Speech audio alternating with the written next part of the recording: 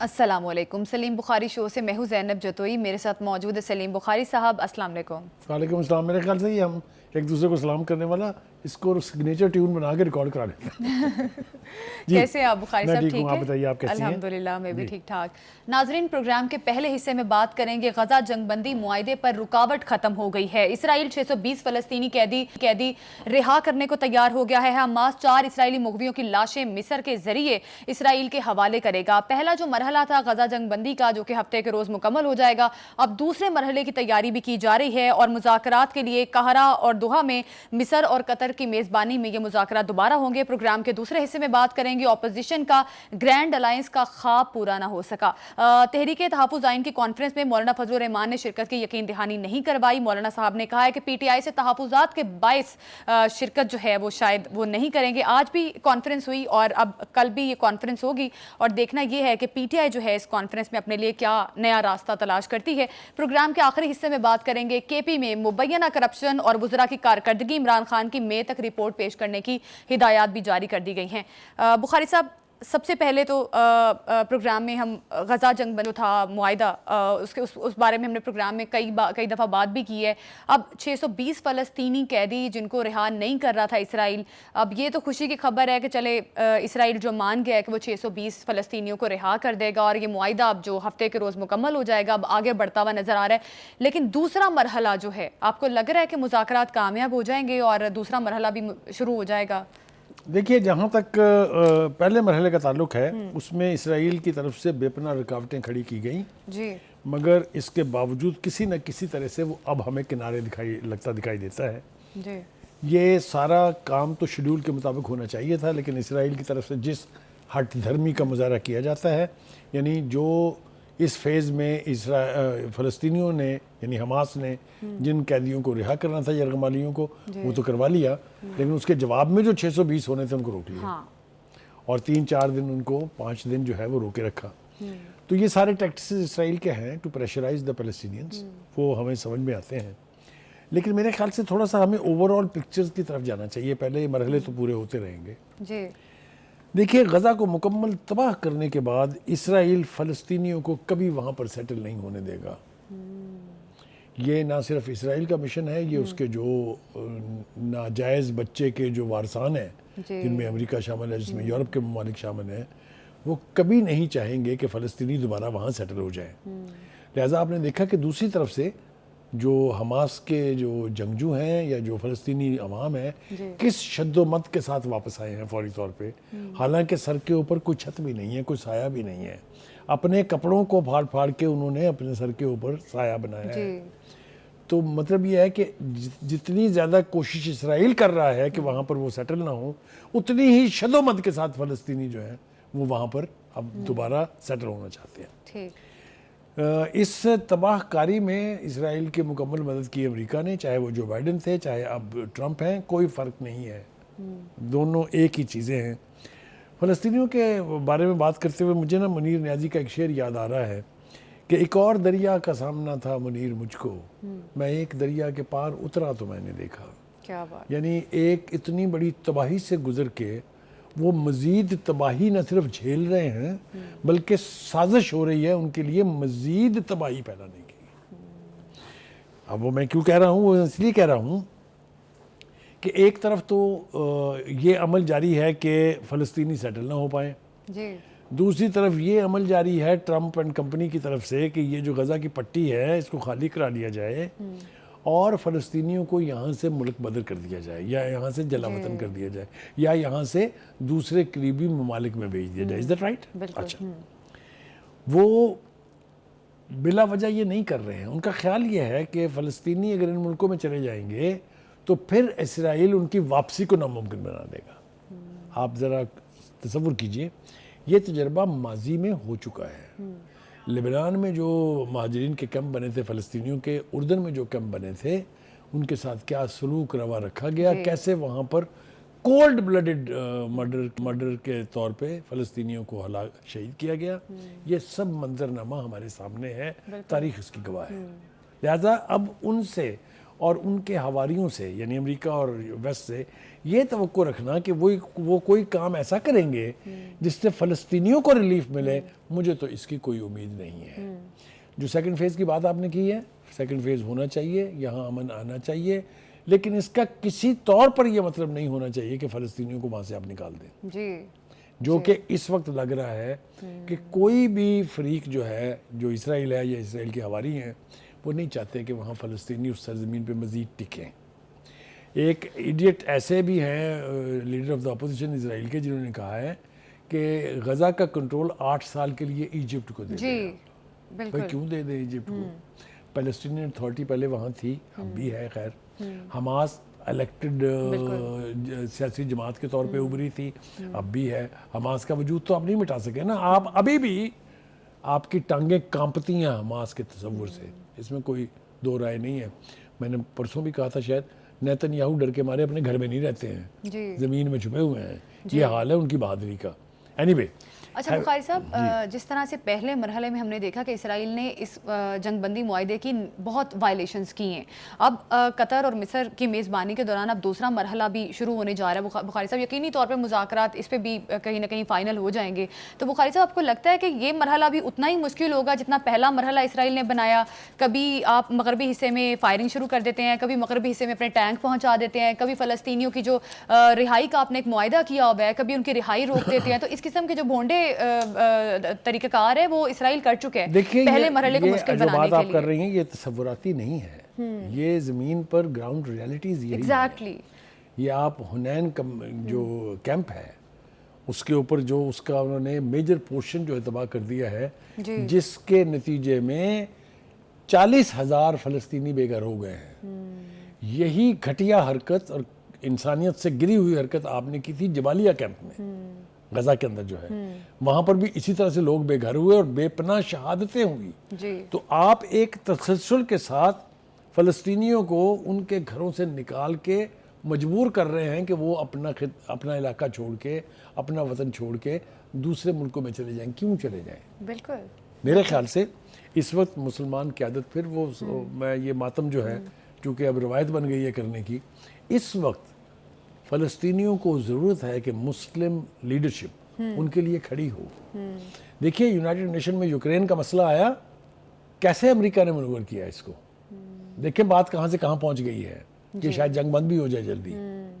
ٹھیک ہے، روس کو بھی ایک سیونگ گریس مل گئی ہے اس لیے کہ وہ ان علاقوں کو خالی نہیں کر رہا جو اس نے قبضہ کیا ہے۔ یوکرین کا مزید نقصان ہونے سے بچ جائے گا، امریکہ کا مزید خرچہ بچ گیا ہے، یورپ کو تھوڑی سی پھڑکی لگی ہوئی ہے لیکن وہ بھی ڈرتے ہیں، فرنٹ پر یورپ جا کے لڑنے کے لیے تیار نہیں ہے۔ آپ نے دیکھا نا میکرون نے کیا کہا کہ ہم یورپی یونین کے دستے بھیج سکتے ہیں لیکن وہ فرنٹ لائن پر نہیں جائیں گے۔ جی بالکل، کہنے کا مطلب یہ ہے کہ جہاں ان کا اپنا بلڈ بلیڈ کر رہا ہے وہاں تو فوری طور پر یعنی اہتمام اور ایسے انتظامات کر لیے جاتے ہیں کہ امن قائم ہو جائے، لیکن مسلمانوں کا خون ایک طویل عرصے سے کس بے دردی سے بہایا جا رہا ہے اور کوئی پوچھنے والا نہیں ہے۔ ان کا گلات کرنے کی تو خیر نہ مجھے کوئی توقع ہے، نہ مجھے ان سے کبھی یہ امید پیدا ہوئی تھی کہ وہ فلسطینیوں کے حق میں بات کریں گے۔ اصل میں تو آفت اور عذاب ہے کہ ہماری مسلم لیڈرشپ اس حوالے سے کچھ نہیں کر رہی ہے۔ لپ سروس بہت موجود ہے، بے پناہ لپ سروس ہے، لیکن کوئی بھی اسرائیل کا ہاتھ روکنے کے لیے، دیکھیے امریکہ سپر پاور ہے لیکن اس کے بھی دنیا بھر میں انٹرسٹ ہیں، اس کے انٹرسٹ مسلم ممالک میں بھی ہیں، اس کے انٹرسٹ سعودی عرب میں ہیں، اس کے انٹرسٹ ایجپٹ میں ہیں، اس کے انٹرسٹ پاکستان میں ہیں، اس کے انٹرسٹ افغانستان میں ہیں۔ کیا ہم اپنی ٹرمز ڈکٹیٹ چلیے نہ کروا سکیں، کیا اس کے لیے ہم اپنی آواز بھی بلند نہیں کر سکتے؟ بالکل، ہم فلسطینیوں کے اس رuthless قتل اور ان کے ملک کو نیست و نابود کرنے کی اس ساری صورتحال پر آواز بھی بلند نہیں کر سکتے، ہم جا کے ان کے ساتھ کھڑے بھی نہیں ہو سکتے؟ یہ کتنی دردناک اور کتنی افسوسناک بات ہے۔ ابھی ایک شارٹ بریک لیتے ہیں، ہمارے ساتھ ہی رہیے گا۔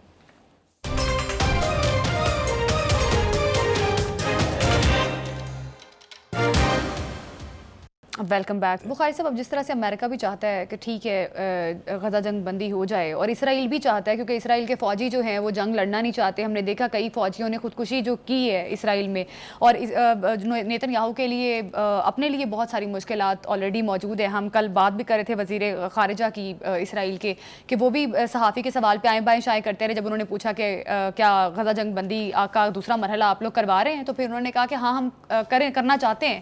اور بخاری صاحب اب آپ کو کیا لگ رہا ہے کہ اب یہ خطے میں جو سارے حالات بنتے جا رہے ہیں, ٹرمپ صاحب کی نظریں ہیں غزہ پر, اور پھر ساتھ ہی ساتھ یہ جو مشورے دیے جا رہے ہیں کہ مصر کنٹرول سنبھالے 8 سال کے لیے, تو بخاری صاحب سب اپنے اپنے انٹرسٹ کے لیے کوشش کر رہے ہیں غزہ پر قبضہ کرنے کی, تو کیا اتنا آسان ہے کہ غزہ پر یہ قبضہ کر سکتے ہیں؟ حالانکہ دیکھیے ان کا خیال یہ ہے کہ جو تباہی انہوں نے وہاں مچائی ہے, جو ریزسٹنس انہوں نے اپنے تئیں حماس کی ختم کر دی ہے, وہ سمجھتے ہیں اب اٹس اے فری سیلنگ, یہ دس از اے تھوروفیئر, جو مرضی آئے جی.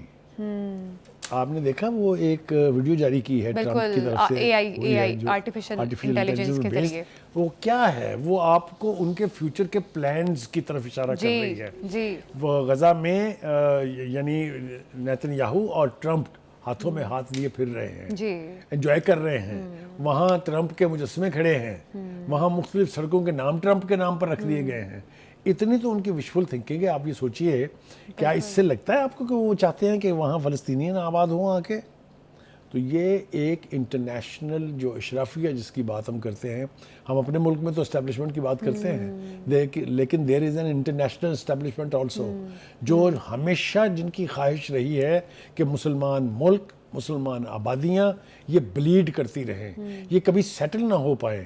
دیکھیے آبادی کے اعتبار سے اگر ہم ایک ہو جائیں یا ہم اتحاد کر لیں تو we are the super power. کوئی ڈاؤٹ ہے اس کے بارے میں؟ ہمارے پاس کس چیز کی کمی ہے؟ نہ وسائل کی کمی ہے, نہ ہیومن ریسورس کی کمی ہے, لیکن ہم اپنی اپنی مجبوریوں کے تلے دبے اپنے ان آقاؤں کے احکامات کے اوپر ہم مسلمانوں کا خون بہتے دیکھ رہے ہیں. ہندوستان میں کیا ہو رہا ہے, کشمیر میں کیا ہو رہا ہے, کسی کے پیٹ میں درد اٹھی, کسی نے آواز بلند کی, کسی نے ہندوستان کو کہا کہ یہ کیا کر رہے ہو؟ اپنے اقتدار میں آنے کے 2-2.5 ہفتے کے بعد تو آپ مودی سے مل لیے. تو مودی کو اگر آپ اس طرح کی شے دیں گے یا اس طرح کی پروٹیکشن دیں گے یا اس طرح کی بیکنگ دیں گے تو وہ اور تباہی کرے گا نا مسلمانوں کی. یہی کچھ ہو رہا ہے فلسطین کے حوالے سے بھی. فلسطین میں جو سٹیک ہولڈرز ہیں اس وقت, ایجپٹ ہے اس میں, ترکی ہے اس میں, قطر ہے اس میں, کویت ہے اس میں, یہ ملک جو ہیں ان کو چاہیے کہ وہ ایگزرٹ کریں کچھ پریشر. بخاری صاحب پھر اس میٹنگ میں وہ کوئی بات چیت جب ہوگی تو کیا اس چیز پر بھی تبادلہ خیال کریں گے کہ غزہ پر کس نے قبضہ جمانا ہے؟ جس طرح سے ڈونلڈ ٹرمپ نے اے آئی ویڈیو جاری کی, یہ بڑی الارمنگ ہے آنے والے ٹائم میں. پہلے تو بیانات کی حد تک تھا, اب تو پورا منصوبہ انہوں نے پورٹریٹ کر دیا ہے ایک ویڈیو کے ذریعے. یہ جو میں چلا رہا ہوں, یہ میں اسی لیے چلا رہا ہوں کہ یہ جو ثالث ہیں, یہ جو مذاکرات کار ہیں, یہ جو ملک سٹیک ہولڈرز ہیں, ان کو چاہیے کہ اس سازش کو سمجھیں, اس سازش کو سمجھ کے اس کو ریزسٹ کریں, نہ ہونے دیں یہ اپنے وقتی مفادات کی خاطر فلسطینیوں کے خون سے سمجھوتا نہ کریں. یہ میں پہلے بھی کہہ چکا ہوں, یہ کر تو لیں گے لیکن ہر ایک کو قیمت چکانی پڑے گی اس کی. یہ میں بالکل وثوق سے کہہ رہا ہوں آپ کو. بخاری صاحب لیکن ساری چیزیں تو اب اس چیز پر اکتفا کرتی ہیں نا کہ دوسرا مرحلہ جو ان کا مذاکرات کا ہونے والا ہے وہ کامیاب ہوتا ہے یا نہیں ہوتا, کیونکہ پہلے ابھی تو گارنٹی دی ہے 620 فلسطینی قیدیوں کو رہا کرنے کی اسرائیل نے, اور مصر جب انوالو ہوا ہے تو اب اس چیز کو میک شور کیا گیا ہے. جس طرح سے وہ پہلے اسی صورت میں ہوگا کہ جو مسلمان ممالک کی لیڈرشپ ہے وہ پریشر ایگزرٹ کرے, وہ سالڈ پوزیشن اختیار کرے. بخاری صاحب اتنے فلسطینی شہید ہو گئے تب بھی انہوں نے پریشر ڈالا, تو میں رونا کیا رو رہا ہوں, یہی تو رونا رو رہا ہوں کہ اگر انہوں نے وہاں جا کے اپنے آقاؤں کی بات پر عمل کرنا ہے تو پھر یہ سارا ڈرامہ بند کریں, پھر یہ لوگوں کو بیوقوف بنانا بند کریں.